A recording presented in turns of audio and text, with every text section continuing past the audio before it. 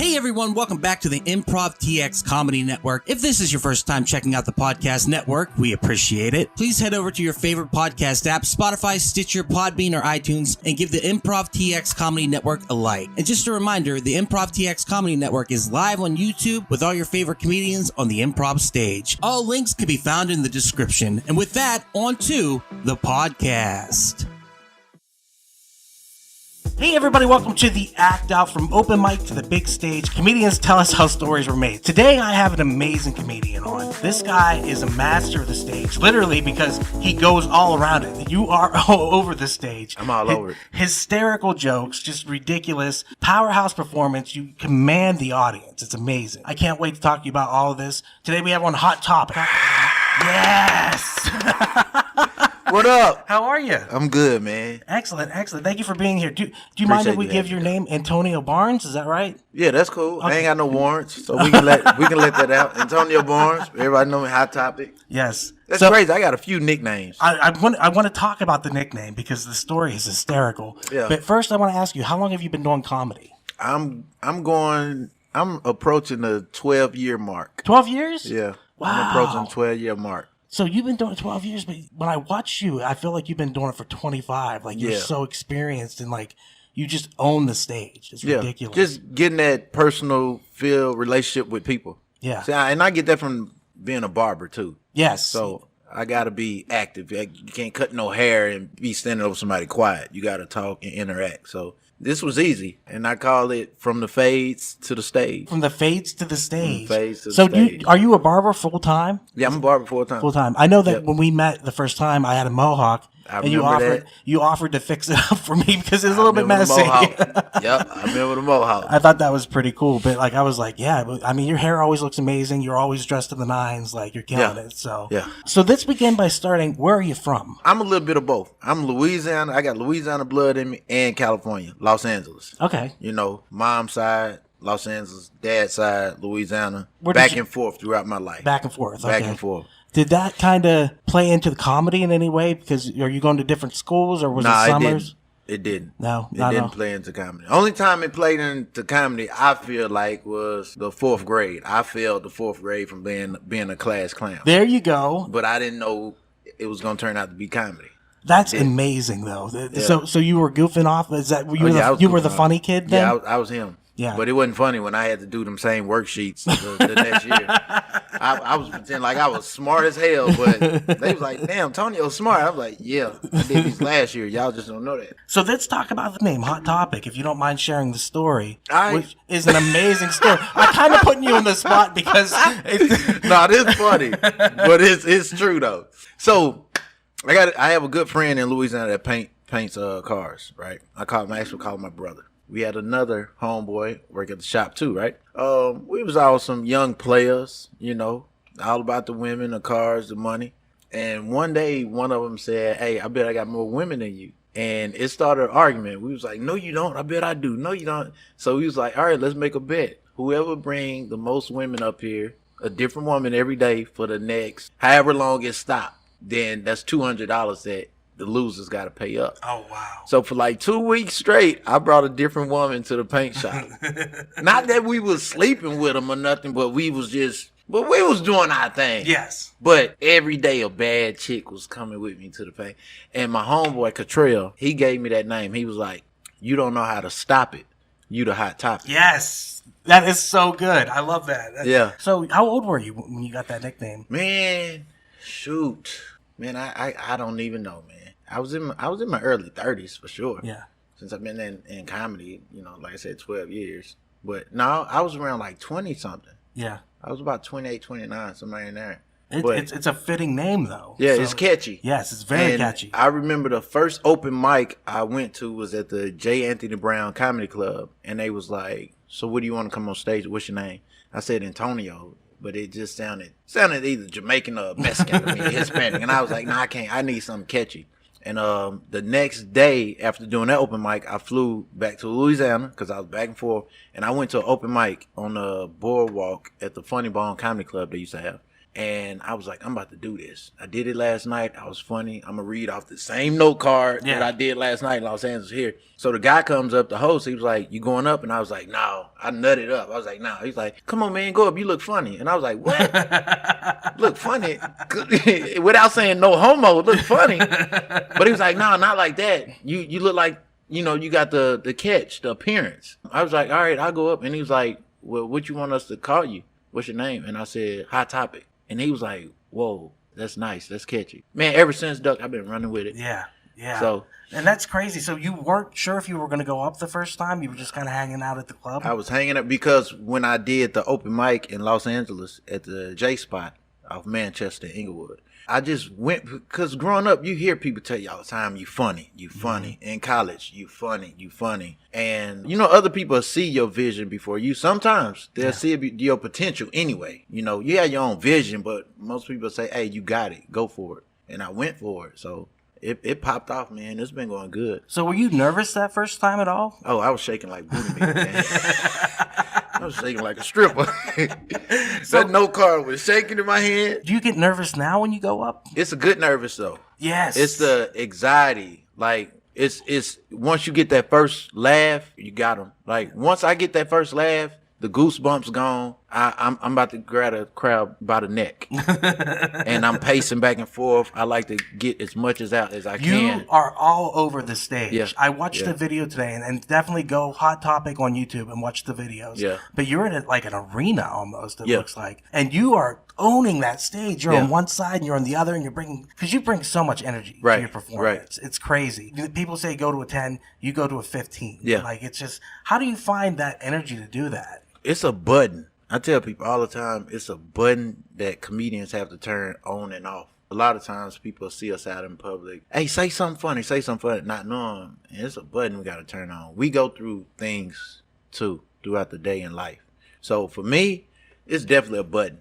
I'll drink 2 Red Bulls to try to get that going.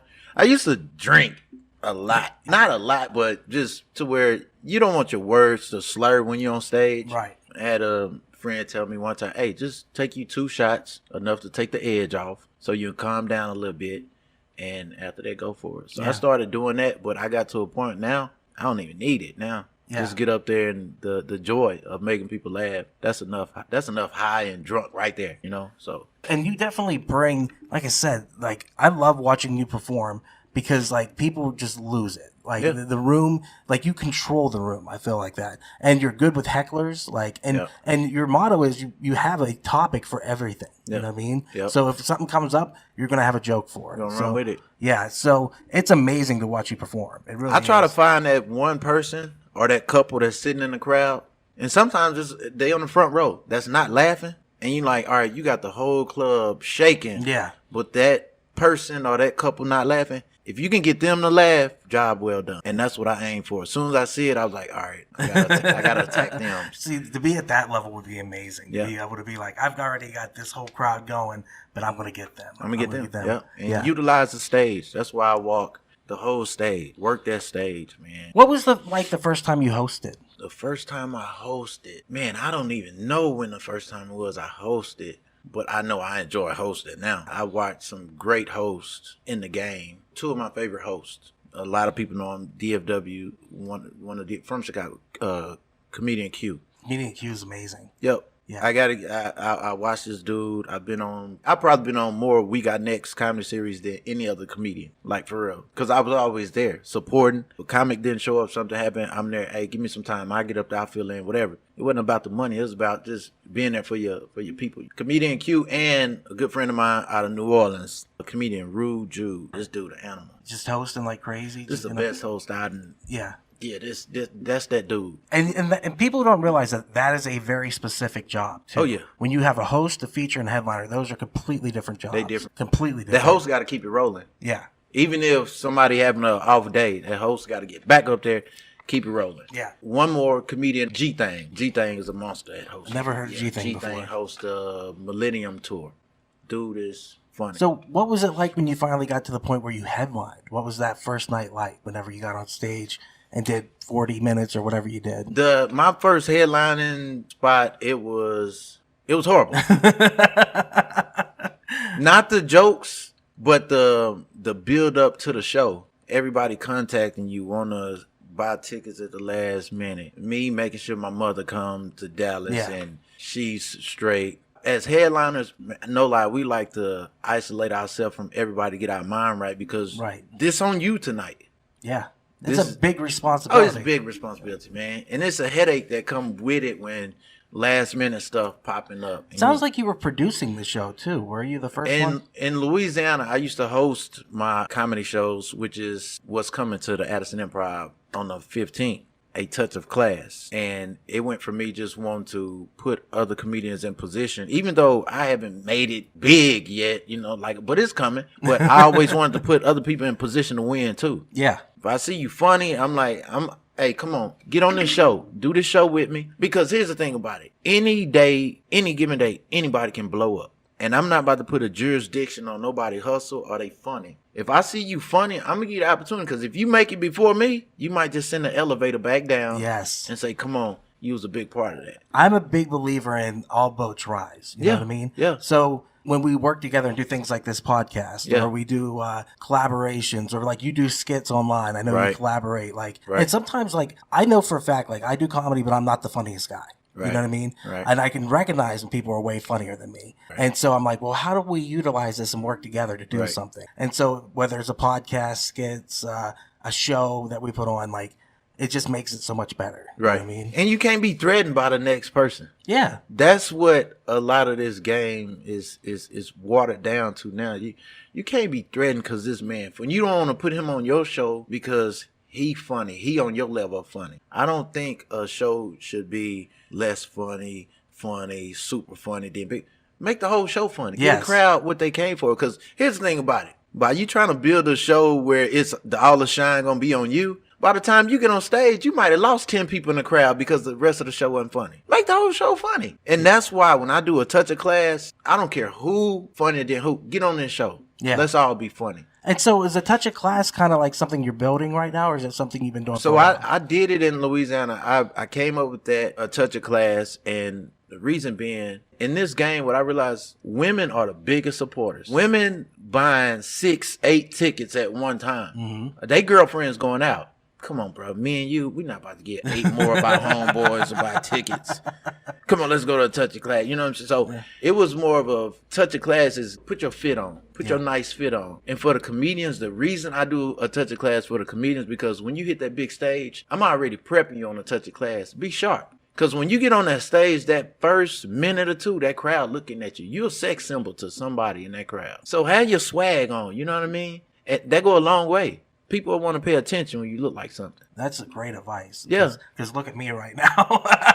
But when you hit that stage, you'll know, all right, get my shave on, get my mohawk right, or get whatever. That suit jacket, and let's go. Yeah. And make sure your shoes clean, fellas. Yes. That's the first thing women look at. Absolutely. You're right. And the other thing that you said, women own the comedy club. Because at the end of the day, if you're not making the women laugh, the men can't laugh. No. So no one can laugh. No. So you've got to really cater to them. Pay attention to the women. Treat them right. And the whole audience will treat you right. I'm telling you. Yeah. And one thing I do, give y'all a secret. Fellas, you ain't never supposed to go around a whole bunch of women smelling like nothing. Yes. The compliments that you got on, it was the Silly Girls podcast. Shout out to them. They're amazing. Charles Kiki. Yes, they killed it. They did a great interview with you. And they were just saying how amazing you smell all the time. Always. Yeah. Always. Shoe game. Smell good. Yeah, that's where it's at. Here's the thing, bro. I like to give out the free game because I ain't gonna never learn no new game if I keep the old game in. So it's like this. A dude can go out and buy a $500 outfit. Go out and have no cologne on. Yeah, you're gonna get some looks. But let me come out. I'm gonna have me a nice little t-shirt on, some jeans, casual shoes with that cologne on. Yeah. I just went from a 6 to a 9 that fast. The whole time he's smelling like department stores. Yes. So see, I'm with you. I don't have any cologne on right now, but usually I spray it down. Yeah, I like to smell good too. Yeah, you got to, man. It's one of and as a big guy, you're expected to smell bad, so That's funny. You've got It's true though. So what is your writing process like?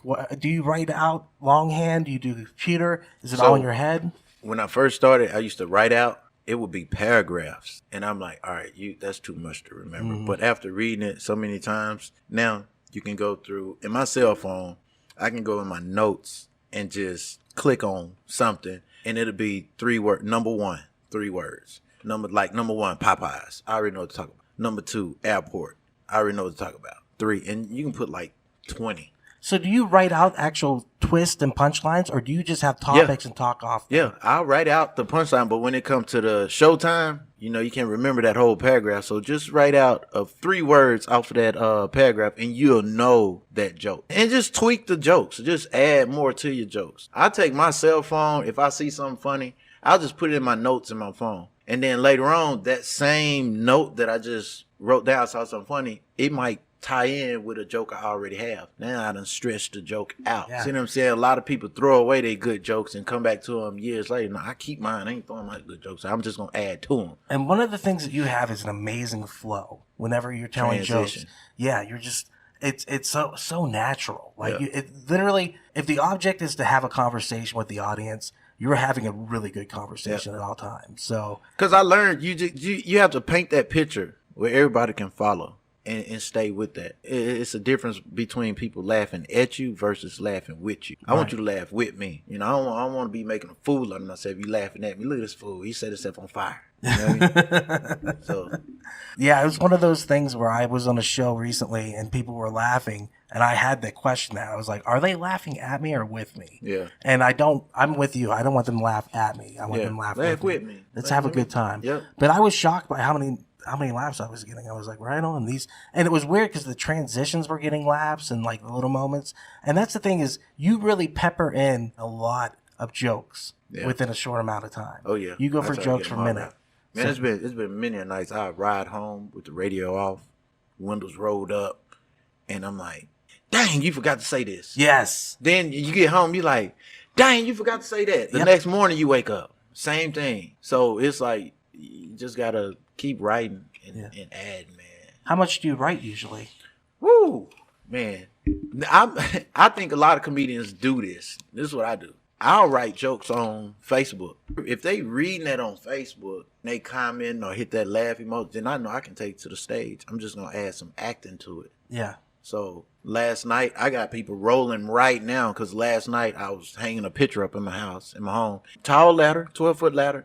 And I fell. Ladder slipped from under me and I fell. Right in front of my front door, but I was in the house and I was like, I just laid there behind the door like, I hope nobody was walking their dog past and saw me coming down in front of plantation window. Oh, that's crazy. So all this morning, I've had people laughing about that from last night. So it's just writing it. So now I'm like, all right, you can take that to the stage. And you're pretty prolific on social media. Oh, you post quite a bit of stuff. Yeah. So it's pretty cool. Like, because I don't know if you have a page you have a page. I have a Comedian Hot Topic page, but I'm more so on my personal page, Antonio Barnes. And the other thing is you have strong opinions on things. Oh, yeah. Yeah. Oh, So if something's going on, you're happy to give your opinion out and have a conversation with people. The thing about it is anybody post your opinion, but we ain't gotta offend each other because you don't get disrespectful because my opinion not like yours. I'm not about to disrespect you. For the most part, I don't comment on other people's pages. I don't. I'll just put my personal opinion on my page. So, but if you come to my page and you comment, then you getting disrespectful, I'm just gonna block and keep it pushing. I don't even see you in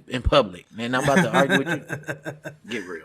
Hey everyone, it's just Stuck jumping in to say thank you so much for checking out the podcast today. If you dig it, please head over to our website at improvtx.com where you can check out our calendar for all the upcoming shows in Addison, Arlington, Houston, and San Antonio. And don't forget to follow our social media, all links in the description. And with that, back to the podcast. Who were your comedic influences when you were growing up? Who was the first person you saw that really stuck with you? I would have to go with the Martin, the Jamie Foxx, the sitcoms, man. Yeah, I got to go with the sitcoms. Watched all the sitcoms. Yeah. So not knowing I was going to be a comedian one day. So what was the change? What happened? What was the catalyst for you to actually get on stage and do it? I kept hearing it a lot. In college, a friend of mine kept telling me, like I would be venting in college. Because I had a hot temper in college. Growing up, I had a hot temper. I used to get bullied in high school. A lot of people don't know that, but I got bullied. And comedy really helped me with that. Because I'll vent to somebody about what just happened. As I'm venting, they laugh. And I'm like, what the hell is so funny? I'm pissed off and you laughing at what. And a good friend of mine was telling me, you're a comedian. You're a comedian. And I was like, ain't no damn comedian. Ain't nobody thinking about being no comedian. What are you talking about? I played ball in college. I wasn't thinking about being no comedian. But I was like, you know what? Just go to the stage and vent. Everybody got to listen now. I got the microphone. You got to listen. And nobody else's opinion matter. I got the microphone. I'm 10 times louder, and they came to see me. And that's the thing, is you do a lot of observational humor, a lot of dealing with relationships and things like that. Yeah. So it's great too, because like you said, you have a strong opinion on things. Oh yeah. And you don't yell at the audience, but you inform them. Inform. I got an old soul, man, and I'm pretty much by the book when it comes to life situations, from relationships to friends to the stuff that matters, the important stuff. You know, here it is. It took me. I recently went through a divorce, and in the midst of that, in less than a year, I went from a high 400 credit score to 750 and got a house in less than a year. Wow. And people saw this, and I was like, now I'm giving a free game on this credit situation. That's crazy. And were you living in your car at the time? Yeah. Too? I was living out of my Yukon, and I had the money to, like I said, to get an apartment or spend money on hotels, but I'm stuck on the whole equity thing. Own some stuff. Get out the apartment. You paying $1,200, $1,500, $1,700, $2,100 a month on an apartment, and that equity can go into a home, and they can't tell you get out your home. You're very financially responsible too. Oh yeah, big time. So, and I know you educate other people on how to do stuff. Yep. Bitcoin and stuff like all that. Yeah. All that. You been watching. Yeah. All that. I did really good with the Bitcoin situation. Yeah.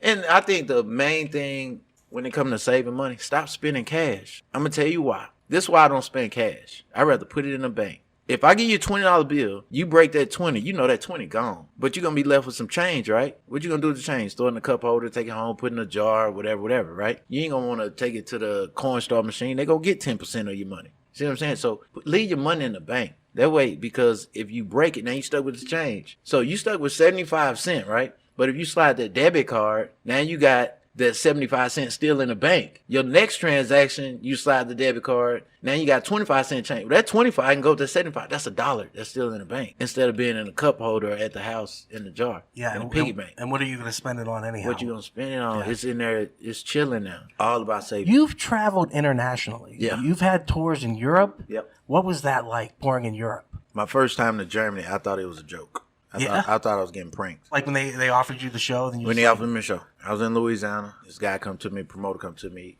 Anthony Alford, veteran. And he said, Topic, I'm doing shows in Germany. I want to take you. And I was like, huh? I was like, I don't even have a passport, man.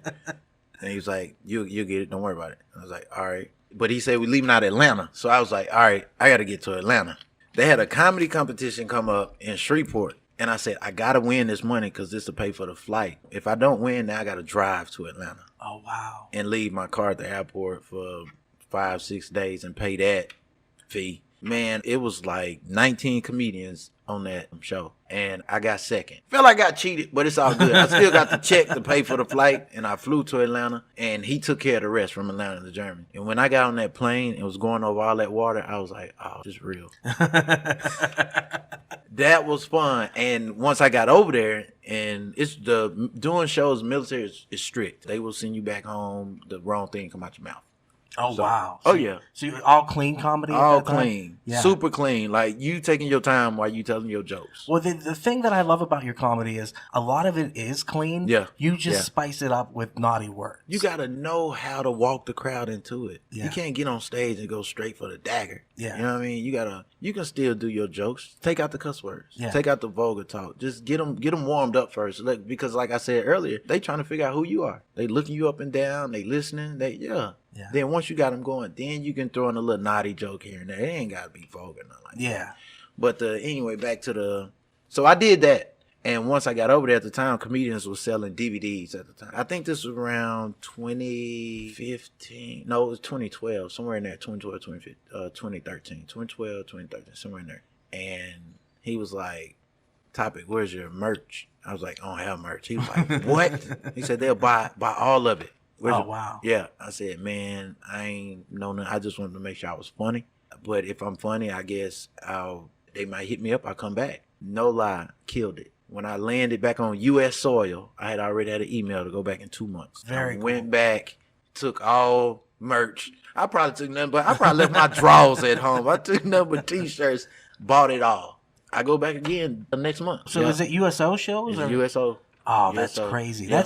That's huge to get on those. Like, that is absolutely huge. He told me, he said, man, once they see your name on the flyer, they gonna know, come out, because they are still over there. I was like, you know what? Yeah, okay, cool. And is it just Germany, or is it everywhere around there? It's Germany. It moves. It's different cities, man.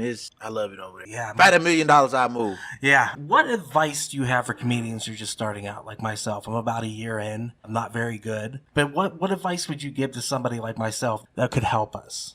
Keep writing. Don't burn bridges. All comedians say be original. Tell your story. I'm real big on don't burn bridges.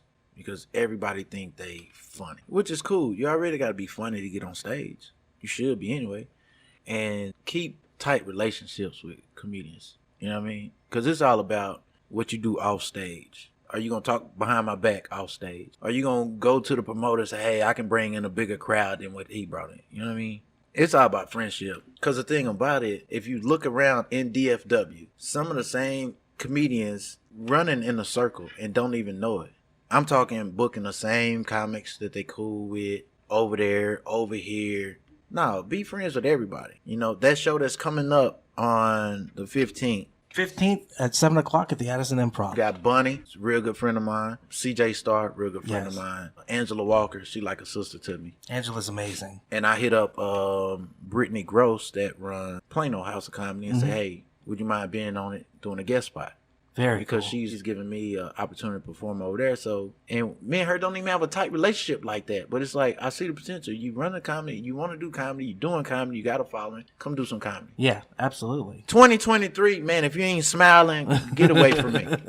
I want that energy around me. What is your motto? Why cry over anything when you can laugh at everything? Where does that come from? Just being positive, man. It's okay not to be okay sometimes. You know what I mean? We ain't supposed to be perfect. You ain't supposed to walk around here faking it. If you ain't all right, say something. Somebody might have some encouraging words for you. Look how many people come in a comedy club and be on their last leg. Be ready to jump. Yeah.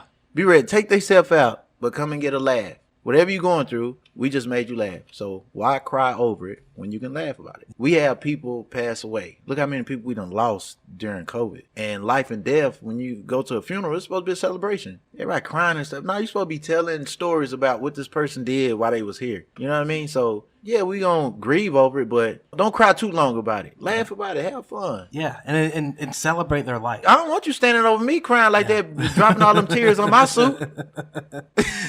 Oh, no. I'm telling you, I went to a celebration of life last year, and it was one of the funnest, quote-unquote, funerals I ever went to. Man, I remember seeing one where this guy, he knew he was going to pass. They gave him the, amount of time he was going to live, and recorded himself talking about it. So at the gravesite, they played the recording, and it was him, like, knocking on a casket. What? Let me out of here. What are y'all doing? I was like, yo, that's funny, man. It's genius. And making people laugh. Making people laugh. Yeah. That's what you want to leave them with.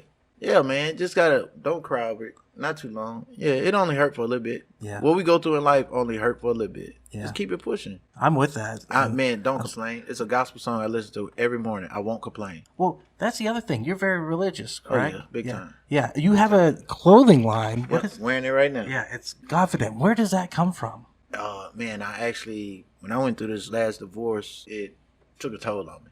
I ain't gonna lie. Because I thought it was a perfect marriage. Everything was going smooth, but we had some situations with no cheating or nothing like that going on. With no financial issues going on like that. But I ain't going to get off into it. But when that crashed, I am a hustler. I know how to get me some money. All I was left with was my hustle and God. And it was the confidence of moving forward. Like, you got this. And I looked it up. Nobody had it. Confidence. Somebody had it before years ago, but they didn't keep up. They let it go. And I was like, man, I'm about to take that in and make something out of that. And what does it really stand for? Just knowing that God's there with you? God there with you. You got the confidence. Keep that confidence. Keep the hustle. Keep going. Confident. Yeah. Be confident. Be confident. Be confident. Were you always religious? Oh, yeah. I came up in a church. Yeah. We can go to 3 services every Sunday. My grandma, wow. I had a praying grandma for real. She had them church peppermints. You was going to be in the choir. You're going to be an usher boy. And you was going to be at church. 3 times. Yeah. We went twice a week to the Baptist church. And I loved it when I was a kid. It was actually a saving grace for me. Yeah. Because school was so hard. I got bullied so badly. Yeah. Got beat up all the time. And then I go to church and be treated like royalty, kind of. Yeah. Like, it was amazing. Yeah. So Came up. get some faith in your life. That's all I'm saying. Like, Get some faith. I don't care who you bring. Get some faith in your life. Yeah. If you don't believe in God, you better have a damn good substitution. Shout out to my uncle in Los Angeles too. He's a pastor at Ebenezer Baptist Church, Yes. Avalon and 49th. If you ever in LA, South Central, go over there. Dude is cool, down to earth. now, are you located here in DFW or are you? I'm located here. Okay, so I'm that's located here in DFW. yeah. How did you end up here? I used to come out here a lot doing the We Got Next comedy shows with Q, and Dallas was a big market. That was a big market with the comedy. In Louisiana, we had one comedy club, had a couple bars, cigarette smoke. I don't like cigarette smoke. I didn't like to be around there. I was coming out here, and I was like, you know what? And I was dating too, long distance. It was working out. I was like, it's time to move. It's time to jump. You got to make that move. So how long you been here? 6 years. Going on 6 years. Right on. But you travel quite a bit. Oh don't yeah, you? I travel. Yeah. Yeah, I move around. Yeah. But when I travel, I do the shows and I get back home because I got to cut hair. Yeah. I got a lot of clientele. So yeah, and you enjoy that. Oh yeah. So Yeah, I try the jokes out at the barbershop. That's what I They was gonna laughing. ask, yeah. Bring it to the stage. that's so great. So you get like practice every day, plus you get practice upon practice. Everybody has a talent that God gave them. You just got to find it. Because it went from me in school. I used to draw a lot. So I used to trace a lot. You put the paper over what you seeing and you put a light on and you tracing, right? That went from drawing a lot to cutting my own hair through school. Mama couldn't afford the barbershop every week. So she bought me some con hairs. I was in there cutting it. I look like a Dalmatian a lot going to school. them gaps and skips, them plugs. Wait, so you cut your own hair? Yeah. Oh wow! I just cut my hair before I came here. I'm literally sitting here looking at your hair. Yeah, It's I just did amazing. it before I came here. Oh, that's so crazy. So, but it's like, it went from drawing to cutting hair. Then telling jokes in the barbershop, it went from that to the stage. So it's like, once you find that one thing you're good at, more doors will open up. that's amazing advice, actually. Yeah, because more doors will open up, I promise you. When you follow your passion too, Yeah. like so. You're going to be like, I ain't know this was a part of that. Yeah. Wait, I just did. Wait a minute, I can put that with that. Triangle of money, man. Well, where do you see yourself in the next 5 years? Where would you like to be? On TV. Yes. Doing shows. Netflix specials. Yes. I want my shows to get to a point where once the people see me on the flyer, I don't have to do a whole bunch of promo videos. They're going to automatically buy the tickets and come to it. I like the fact of people laughing. It ain't about the money. I tell people, I make money cutting hair. The comedy money, that's cool. That's cool. But I'd rather have the people in there to get their laugh on, and it's a stress reliever. Yeah. It is the best medicine. Absolutely. It is. Like you said, people are on the edge sometimes, and they come On to a the comedy edge. show, Yep. and you can change their day, you can change their life. Yep. You know, I've Yep. talked to comedians who said they were on the edge and they saw somebody on stage like yourself, and it was just like, well, they can do that, I can do that. Oh, yeah. I've got to get up there and try it. Oh, yeah. So it's Oh, yeah. life changing, especially when you see somebody who's really good. Oh, yeah. Like you're just like, wow, you become inspired. You know. People will repeat them jokes a week or two later. My wife still talking. My boyfriend's still talking about so I'm still talking about that joke that you, and they done forgot to take their medicine. They laughed. Here go the medicine right here, the laughs. Yes. They done forgot to take their medicine because they still talking and laughing about them jokes. I got to ask you this: how much do you improv on stage? Ooh, a lot now. Yeah, because in the clip that we have on the YouTube channel for the Improv TX, you are obviously making it up on the spot. Oh, Like, yeah. You're sitting on a stool and you're like, this is what we look like in school, and you make the best face. Yep. So you play with the crowd quite a bit. Oh yeah. I gotta find out what y'all do. Whatever you did, I gotta tell it. You gonna and make you laugh at it. The airport joke, that's one of my favorite jokes, man. Just being at the airport watching people put their luggage on that scale. That's fun. Taking stuff out the luggage, that is fun. Oh, that's the one thing I want to ask you. Do you have a philosophy? Because I feel like you're, in a way, I feel like comedians are philosophers, a lot of them. You know what I mean? Yeah. Do you have a philosophy about comedy at all? Something that you kind of hold dear to your heart that you've learned over the years? Man, I promise you, when it comes to taking care of business, like a lot of comedians know this part of it. But what about off the stage? Do good business off the stage. I'm big on that part. They say comedy up here is just 10% funny. The other 90 is business. That's it is. crazy because you have to learn a You whole wouldn't think, skill set over man, here. you wouldn't think you would get into it with bump heads with other comics and promoters off the stage, and you're like, damn, I'm just here to be funny. But you got to learn the other side.